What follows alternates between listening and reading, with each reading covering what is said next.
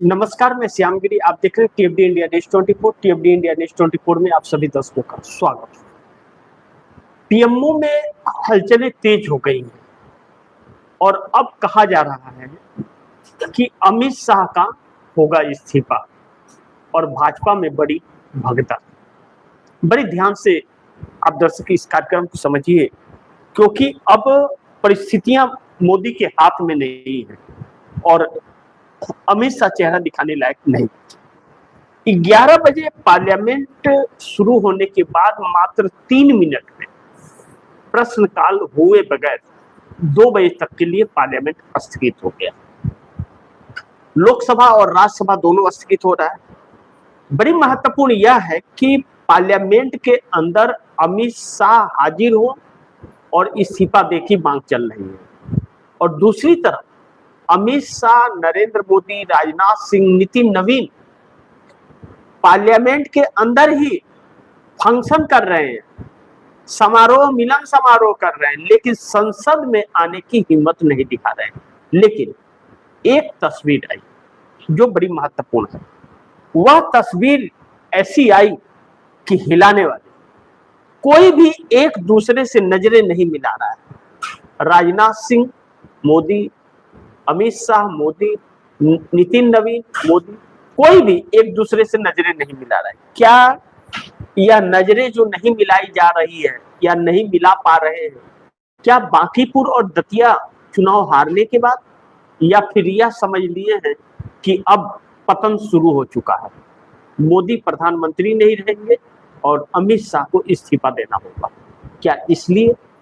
अब एक बड़ी महत्वपूर्ण यह है कि विपक्ष ने आर पार करते हुए क्लियर कर दिया है, क्लियर शब्दों में, कि संसद उस वक्त तक नहीं चलेगा जब तक अमित शाह इस्तीफा नहीं देंगे और नरेंद्र मोदी माफी नहीं छात्रों से मांगेंगे, तब तक कोई सवाल ही नहीं उठता है संसद चलने का। अब उसके बाद संसद परिसर के अंदर संसद स्थगित होता है। संसद परिसर में आकर के विपक्ष पूरी तरह से अमित शाह के इस्तीफे की मांग और चंदा चोरी पर चर्चा, और चंदा चोर कहां मिलेगा, बीजेपी के दफ्तर में का नारा लगा रहे हैं। अब इन सभी परिस्थितियों के बीच पीएमओ में हलचलें तेज हो गई और धड़कनें बढ़ रही हैं, क्योंकि मोदी का सिंहासन अब हिल रहा है और कहा यह जा रहा है कि अमित शाह का इस्तीफा 100% होगा, कोई रोक नहीं पाएगा। लेकिन नरेंद्र मोदी प्रधानमंत्री रहेंगे क्या? अब इस पर चर्चा शुरू हो चुकी है। अब जब भाजपा के ही मिलन समारोह में नजरें नहीं मिला पा रहे, आज सोचिए किस चीज का मिलन समारोह? क्या चुनाव हार गए इसके लिए, या विपक्ष इस्तीफे की मांग कर रहा है इसके लिए, या फिर छात्रों का दमन किया है मोदी ने और अमित शाह ने मिलकर इसके लिए? किस चीज का मिलन समारोह चल रहा है? इसका जवाब किसी के पास नहीं। अब यहां पर 2-3 चीजें जो बड़ी महत्वपूर्ण है कि अब यह मान लिया जाए कि मोदी का चैप्टर क्लोज हो चुका है। मोदी चैप्टर क्लोज हो चुका है और पीएम का चेहरा अब कोई और होगा इस देश के अंदर, अब जल्द आने वाले दिनों में। लेकिन अमित शाह के चक्कर में मोदी खुद गए। अमित शाह को बचाने के चक्कर में मोदी खुद गए। अगर जब मांग थी तो अमित शाह का इस्तीफा भी ले लिया होता मोदी ने, तो आज यह नौबत न आती और दमन न करना पड़ता और छात्रों के केस वापस ले लिया होता। तो क्योंकि समझौता तो जेपी नड्डा ने ही किया था और जितेंद्र सिंह ने, कि हम सारे एफआईआर वापस लेंगे, छात्रों को छोड़ देंगे। तो एफआईआर क्यों किए जा रहे हैं और छात्रों को प्रताड़ित क्यों किया जा रहा है? 15 साल की बच्ची को यह कायर नेता छोड़ नहीं रहे, उसे अपना घर खाली करके भागना पड़ा। सोचिए, 15 साल की बच्ची को, और यह नेता संस्कार बताते हैं, हिंदुत्व बताते हैं, अपनी कायरता को दर्शा करके। इनके घर में मां बहन बेटियां नहीं है, कैसे नजरें यह नेता मिलाते हैं, सोचिए। अब इसमें 2-3 चीजें हैं जो बड़ी महत्वपूर्ण है, समझना हम लोग को जरूरी है। पहला कि मोदी को पीएम पद से हटाने का खेल शुरू हो गया, आरएसएस बीजेपी में भी बगावत और भाजपा के नेता अब करेंगे। पहली चीज सुनिए, आरएसएस के बारे में पहले चर्चा करते हैं, बाद में बीजेपी की चीजों को समझकर, और दोनों कैसे खेल कर रहे हैं इन चीजों को समझिए। अब 8 छात्रों का आंदोलन हुआ, छात्र अपने गुस्सा जाहिर किए उपचुनाव में बांकीपुर पटना में। 30 साल से जो गढ़ माना जाता था भाजपा का, उसको हरा दिया प्रशांत किशोर ने, जनता ने अस्वीकार कर दिया, और दतिया मध्य प्रदेश में कांग्रेस जीत गई भाजपा को हरा कर, यानी कि दोनों सीटें गंवा बैठी भाजपा। अब महत्वपूर्ण यह है कि मोदी को पीएम पद से हटाने का खेल कैसे शुरू हुआ, इसे समझिए। अब राहुल गांधी की 8 अगस्त को इलाहाबाद के अंदर छात्र संवाद है। राहुल गांधी का छात्र संवाद नीट पेपर लीक जब हुआ था उसी वक्त से राहुल गांधी का यह मुहिम चल रहा है, बल्कि उसके पहले भी पेपर लीक की चर्चा राहुल गांधी संसद में ऑन रिकॉर्ड करते रहे। अब जब राहुल गांधी ने आंदोलन छोड़ दिया, अपने 2 संगठन, एक यूथ कांग्रेस को और दूसरा छात्र संगठन कांग्रेस का जो है ऑल इंडिया में NSUI, उसे उतार दिया मैदान में। और मैदान में उतरने के बाद हर जगह प्रदर्शन और सरकार की जो सच्चाई है वह देश के सामने रखने के छात्रों को। लेकिन इसी भी जो छात्र बहुत बुरे हाल में रहा करते थे और जो बहुत गरीब तबके के आते थे, कर्ज लेके पढ़ रहे थे और वह अपनी जान तक गंवा बैठे पेपर लीक की वजह से, उनके परिवार वालों को मदद पहुंचाने का भी कार्य किया। और कांग्रेस कार्यकर्ताओं ने, यूथ कांग्रेस के कार्यकर्ताओं ने और NSUI छात्र संगठन ने चंदा वसूल कर अपने कार्यकर्ताओं से 11 लाख रुपए का कर्ज राजस्थान के एक गरीब छात्रा के गुजर जाने के बाद उसके परिवार का कर्ज भरा और 2 लाख रुपया परिवार को आर्थिक मदद दी। जो काम इस देश के प्राइम मिनिस्टर को पीएम केयर फंड से करना चाहिए था, वह काम किसने किया? वह काम लीडर ऑफ अपोजिशन ने किया। ऐसे अनेकों हैं, एक एक का नाम नहीं सही है, लेकिन यह काम किया और लगातार इस आंदोलन को लेकर के चले। लेकिन उसके बाद छात्रों का गुस्सा फूटता है और छात्र सड़क पर आ जाते हैं, सरकार हिल जाती है, दमन पर उतर आती है। अब यह दमन और उपचुनाव ने यह दिखा दिया कि भाजपा का खेल खत्म है। तो अब हलचल इसलिए मच गई है कि जो सी वोटर के सर्वे ने, यह सर्वे में दिखाया था और मैंने आप दर्शकों को अपने कार्यक्रम में चर्चा भी की थी कि एनडीए गठबंधन के 86.8% वोटर्स इनके खिलाफ है। और कल राजस्थान के अंदर करणी सेना ने ऐलान किया और कसम खाई कि हम अब भारतीय जनता पार्टी को कभी वोट नहीं हम लोग करेंगे। यानी कि लाखों की संख्या में इस तरह के लोग कसम खा रहे हैं कि हम अब भारतीय जनता पार्टी को कभी भी वोट नहीं देंगे। जो नरेंद्र मोदी के लिए किसी को भी प्रताड़ित कर देते थे, अब दरता पर उतर जाते थे, वह कह रहे हैं कि हम नरेंद्र मोदी को वोट नहीं देंगे, कसम खा रहे हैं। तो सरकार तो हिलनी लाजमी है, धड़कनें तेज होंगी भी, सिंहासन भी हिलेगा और सिंहासन डोलेगा भी। लेकिन तब अब आरएसएस की नीति इसलिए टूट गई है कि आरएसएस जानता है कि सत्ता तो नहीं आने वाली है, एक कोशिश तो कर सकते हैं। अगर सत्ता नहीं रही तो आरएसएस के भी अंत का वक्त आ गया है और यह सब कुछ नरेंद्र मोदी ने किया है। तो आरएसएस अब छात्रों से संवाद 7 तारीख को करेगा महाराष्ट्र में, 8 तारीख को राहुल गांधी का होने के एक दिन पहले। सोचिए, आरएसएस को छात्र से संवाद करने की क्या नौबत आ गई, क्या नौबत आ गई, क्यों कर रहा है, कौन है वो? आरएसएस की ही सरकार इस देश के अंदर, भारतीय जनता पार्टी उसी की पैदाइश है।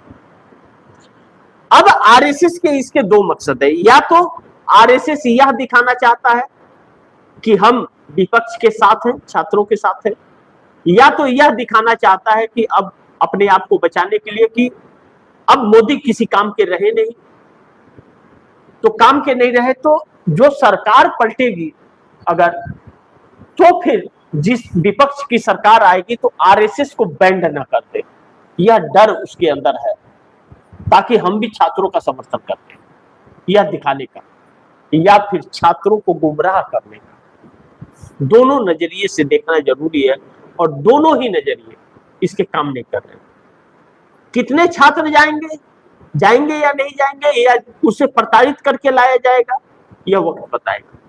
लेकिन राहुल गांधी और छात्रों से डर इस सरकार को लग गया है, डर रही है यह सरकार, यह साबित हो गया है। और यही बात राहुल गांधी कहते थे कि जिस दिन देश की जनता का डर निकल जाएगा, नेताओं के अंदर से डर निकल जाएगा, उस दिन सरकार डर देगी। और आज वही हाल है। अब 8 अगस्त को जो राहुल गांधी का प्रोग्राम होने वाला है, उस प्रोग्राम पर इस सरकार की नजर है कि छात्रों का रिएक्शन क्या होता है। उस दिन अगर छात्रों की भीड़ देहरादून के रिकॉर्ड को तोड़ दी, देहरादून में 5 लाख बच्चों ने रजिस्ट्रेशन किया था राहुल गांधी के प्रोग्राम देखने के लिए, तो फिर अगला जो पटना और दिल्ली का प्रोग्राम है, सरकार नहीं करने देगी। और राहुल गांधी किसी भी कीमत पर प्रोग्राम करने को तैयारी में है। अब ऐसे में भारतीय जनता पार्टी, आरएसएस के रुख दो तरफा है। वह यह जानती है कि मोदी की सरकार अब ज्यादा दिन नहीं रहने वाली है, अगर 29 तक रह भी गई तो 29 के बाद नहीं आने वाली है, तो इसलिए एनडीए गठबंधन बहुत जल्द टूटने वाला है। उतना वक्त गठबंधन के सहयोगी दल नहीं लेंगे, नहीं तो उनका पतन हो जाएगा। तो भारतीय जनता पार्टी के अंदर से बगावत भारतीय जनता पार्टी के नेता ही करने लगे, जो मोदी के लिए मुश्किल खड़ा करता। अब मोदी और अमित शाह 2 लोगों की सरकार थी। आप दर्शक सोचिए कि जब अटल बिहारी वाजपेयी, लाल कृष्ण आडवाणी के जमाने में बुजुर्ग कहा करते थे 2 लोगों की पार्टी है, आडवाणी और वाजपेयी की, सूट बूट की सरकार, हम 2 हमारे 2 की सरकार, यह कहा जाता था। लेकिन उस वक्त अटल बिहारी वाजपेयी के कार्यकाल को देखा गया, छोटा कार्यकाल भी, 5 साल का भी, लेकिन दमनकारी नहीं रहा। हिंदुत्व का राग अलापते थे, संविधान को लेकर के असहमतियां थी, लेकिन ऐसी नफरतबाजी नहीं थी जैसा नरेंद्र मोदी ने कर दिया। तो नरेंद्र मोदी ने बहुत स्पीड से महले बनाए, पूरे देश में हर जगह 5 सितारा 3 सितारा दफ्तर बन गया, विश्व की सबसे ज्यादा पैसे वाली पार्टी बन गई, सब कुछ हो गया, लेकिन पूरी पार्टी नरेंद्र मोदी पर निर्भर हो गई। और जो असली कार्यकर्ता थे और नेता थे, उनको दबा के रखा गया, ऊपर नहीं उठने दिया गया। और अब मोदी की वजह से वह अपनी राजनीतिक भविष्य गंवा रहे, वह जाकर किसी से वोट नहीं मांग सकते। यानी कि नरेंद्र मोदी ने पूरे भाजपा का पतन कर दिया। तो अब भाजपा नेताओं के अंदर इस बात के गुस्सा भी है और इस बात से बगावत भी है। तो अब यह कहा जा रहा है, सुबह के प्रोग्राम में भी मैंने जैसे आप दर्शकों को कहा कि तकरीबन 150 नेता हैं जो अब आरएसएस और भाजपा, मोदी दोनों से सहमत नहीं हो पा रहे दमनकारी राजनीति से। और भाजपा के ही नेताओं के बच्चे इस आंदोलन में भी हैं। तो उसके किसी नेता के बच्चे को दमन कर देगी क्या मोदी की सरकार? है हिम्मत? नहीं है।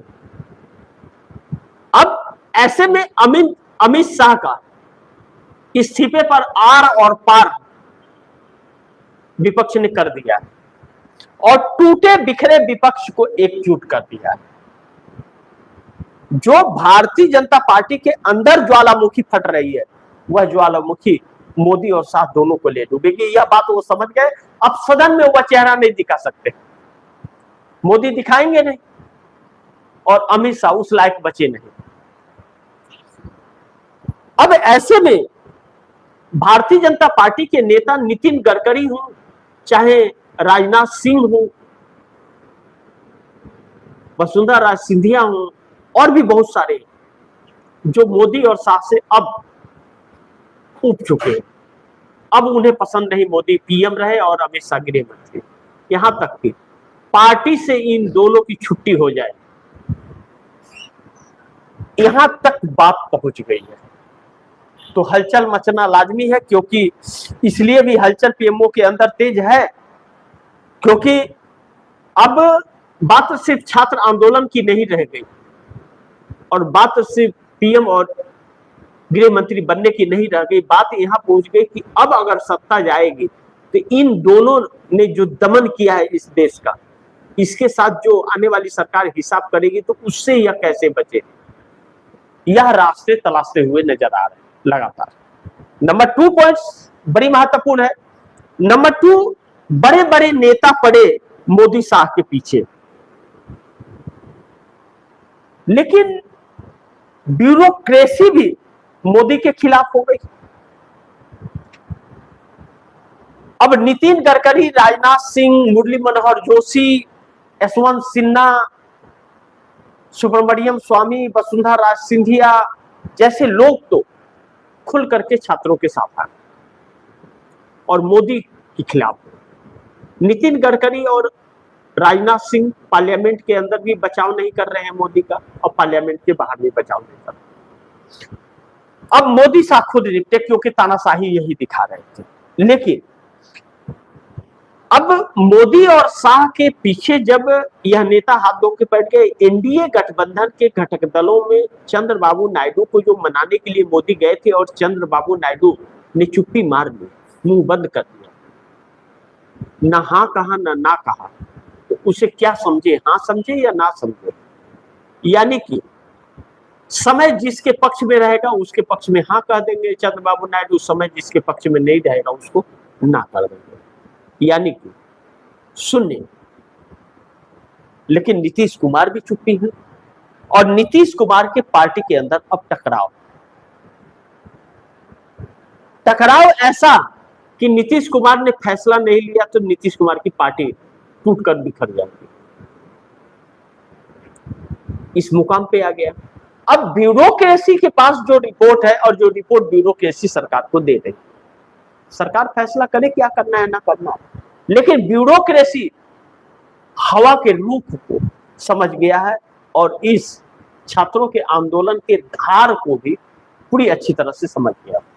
जब समझ गया है तो विपक्ष के लीडर ऑफ अपोजिशन को वह इंफॉर्मेशन दे रहा है कि सब कुछ ठीक नहीं है और हमें मजबूरी है कि हमें सरकार के कहे हुए कार्य करने पड़ते हैं। इस बात की पुष्टि राहुल गांधी ने स्वयं कई बार की है। तो इस मुकाम पर जब आकर के सरकार खड़ी हो गई है कि जनता भी साथ नहीं खड़ी है, ब्यूरोक्रेसी भी नहीं खड़ी है, तो क्या हम मान लें कि चाहे बांकीपुर पटना के अंदर या दतिया मध्य प्रदेश के अंदर जो चुनाव हुआ, चुनाव आयोग हवा के रूप को पहचान गया और निष्पक्ष चुनाव करा दिया, इसलिए भाजपा हार गई।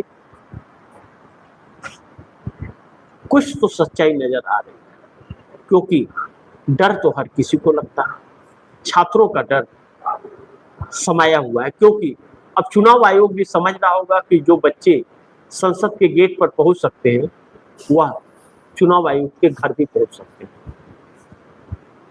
तो फ्री एंड फेयर इलेक्शन का यह नतीजा कि सरकार हार गई। लेकिन अगर 5 से 7 हजार के बीच हार जीत का अंतर रहा होता तो फिर चुनाव जीत जाती भाजपा, चुनाव आयोग खेल कर देता, लेकिन पूरी जनता ही पलट गई, कुछ खेल नहीं पाया। लेकिन कहीं ना कहीं डर उसके अंदर भी आ गया। तो अब ऐसे में अमित शाह का इस्तीफा निश्चित माना जा रहा है, यह विपक्ष ने क्लियर कर दिया। अब इस्तीफा होगा तभी सदन चलेगा, नहीं तो संसद नहीं चलेगा। और स्थगित भी हो गया और नरेंद्र मोदी भागे पराए हुए हैं, उनको महिलाएं दौड़ा रही हैं। अब अमित शाह को पुरुष दौड़ा रहे हैं, बच्चे दौड़ा रहे हैं। कब तक भागते हैं देखते हैं। और पीएमओ के अंदर हलचल तेज की परिस्थिति यह है कि इनको रास्ता नहीं मिल रहा है और यह छात्रों के बचने के जगह में यह दमन की राजनीति पर उतर आए। बाकी आप दर्शकों की क्या राय है, क्या सुझाव है, कमेंट बॉक्स में जरूर दीजिएगा। लेकिन इस खबर को ज्यादा से ज्यादा शेयर कीजिए, अपने दोस्तों को भी कहिए आगे शेयर करें। और आपने अगर टीएफटी इंडिया न्यूज़ 24 को सब्सक्राइब नहीं किया, सब्सक्राइब कर लीजिए, अपने दोस्तों को भी कहिएगा सब्सक्राइब करें। मिलते हैं अगली खबर के साथ, तब तक के लिए नमस्कार।